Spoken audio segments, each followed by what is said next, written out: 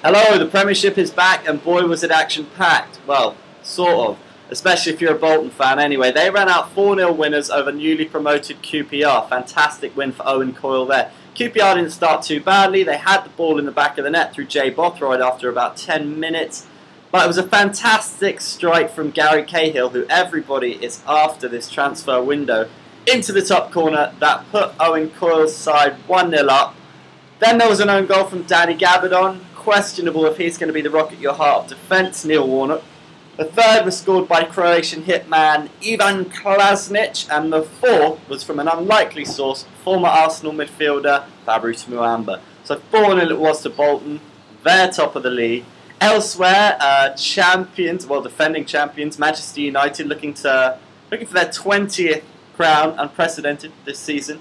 They were at the Hawthorns, and it was 2-1. First goal scored by Wayne Rooney, fantastic left foot strike, lovely bit of football there.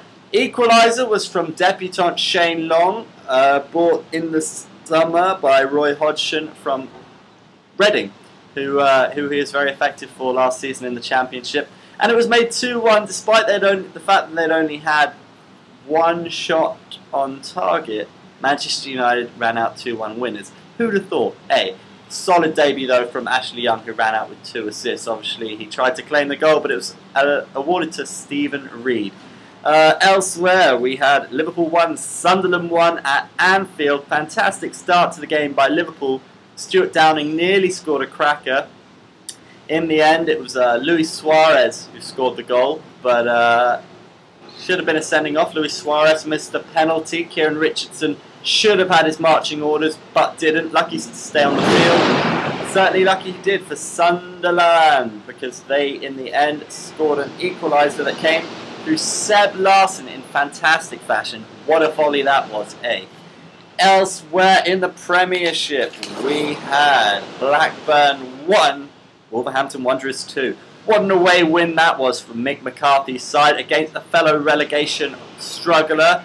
They didn't win too many games on the road last season, so Mick McCarthy will be delighted. The scoring was opened by Formica for Blackburn, who's been looking pretty decent in pre-season. For Wolves, only a couple of minutes later, it was a great header from Stephen Fletcher at the far post. Lovely equaliser then, and the winner was scored by Stephen Ward. What a strike that was after Kevin Doyle had missed a penalty for Wolverhampton. I think the question will always be goals. He signed one in the summer, Roger Johnson, the new captain for Mick McCarthy's team, and they've got O'Hara on a permanent transfer, having been on loan there last season from Spurs. But I strongly tip Wolves to stay up. They're looking decent. Good luck to you, sir. Elsewhere, we had, last night's match. What a cracker that was. Manchester City 4, Swansea 0. The new boy, Sergio Kun Aguero, looking fantastic for Manchester City. They'll be seeing that as £38 million well spent, I should think. Elsewhere, the goals came from David Silva after a beautiful bit of skill from Aguero, and the other came from Eden Dzeko, and he is the man who needs goals to justify that £27 million price tag. Have we missed any games from the weekend? Well, Stoke 0, Chelsea 0, Andre Villas-Boas Premier League debut. He was complaining about pushing and shoving in the box, but I have to say, Andre, you're playing in the Premier League at the Britannia. I mean, welcome to the EPL. That is what it's all about, and you've got to deal with it. And it's not as if Chelsea are not a physical side themselves. He will have to learn quickly, because in my experience, Abramovich's patience wears thin very quickly. Elsewhere, other matches, it was Wigan 1 against New Boys Norwich, who also scored 1, making it a draw, of course.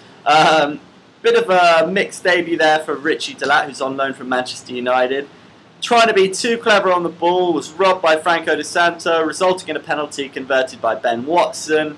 But Norwich got back into the game from the aptly named Wes Hoolahan.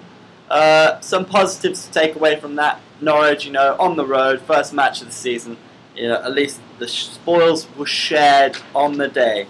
So, an intriguing first weekend in the Barclays Premier League. Who is going to finish in the top 4? We're all asking. Well, it looks like United at this stage, a very early stage, of course, might welcome to retain their championship crown. You definitely fancy Manchester City to be in and around there. Chelsea haven't finished their summer spending in the transfer market, so you'd fancy them to finish third, and I'm tipping Arsenal to finish in the top 4, but to be put under pressure from Tottenham and Liverpool.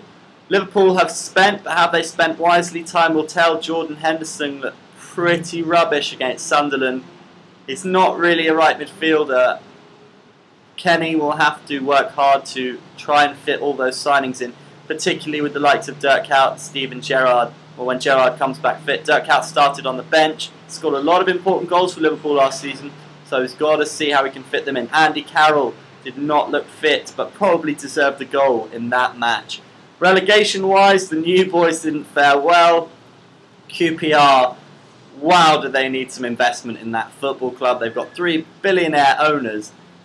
Go out there, spend some money, back your manager. But it looks like the sale to Tony Fernandes will go through, and I'm sure, reasonable guy, he will put some money in because they need investment if they're going to stay up. Adel Taarabt put in a free role alone isn't going to be enough, talented though he is. That's it for this first Football Treasury wrap-up of the season. I'm Andy Whitelaw. I will see you next week. Have a good one.